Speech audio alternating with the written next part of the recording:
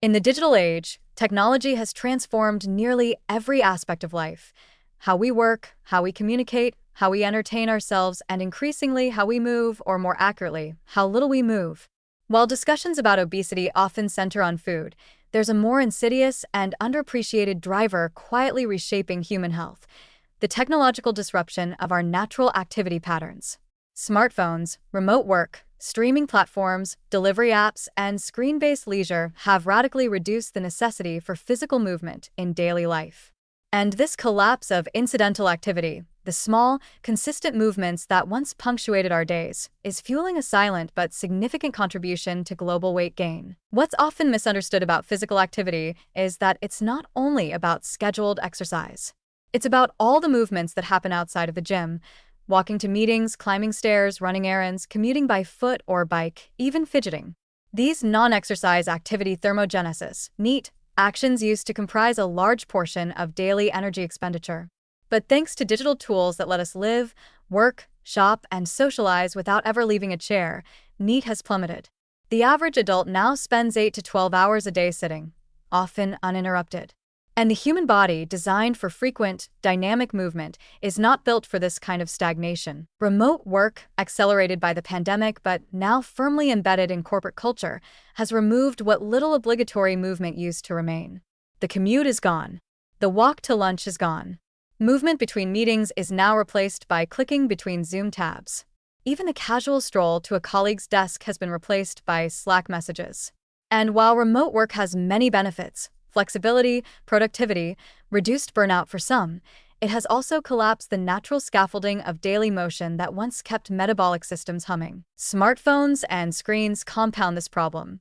The average person checks their phone over 100 times a day, and screen time averages more than 7 hours daily for many adults and even more for teenagers.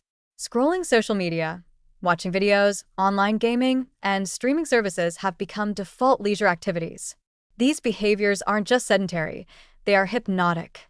They create states of stillness that are difficult to interrupt, especially when paired with algorithmically tuned content that exploits the brain's reward system.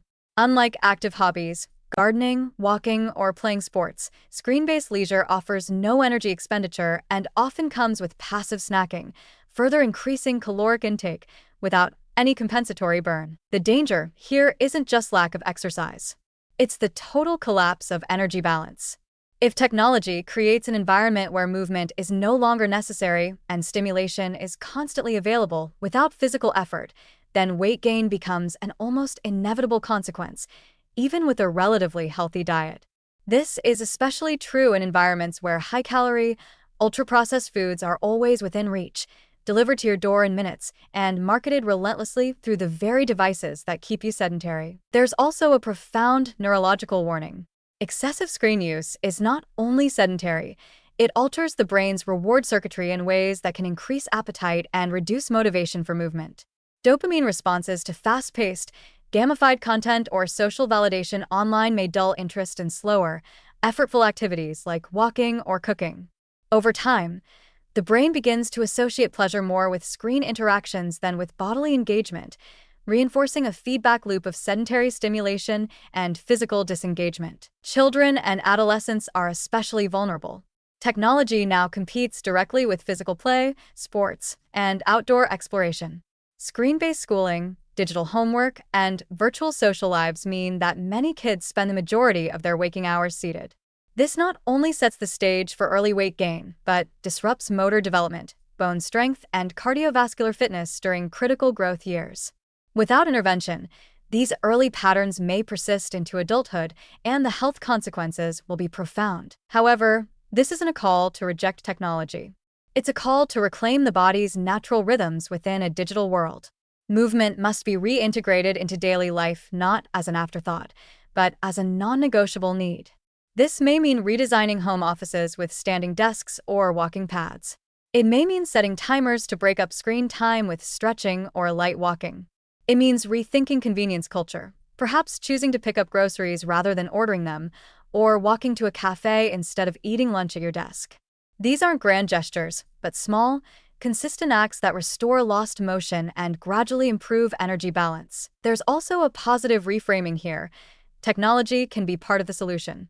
Apps that promote step goals, VR-based movement games, online fitness communities, or smartwatches that remind users to stand can all help counteract some of the damage.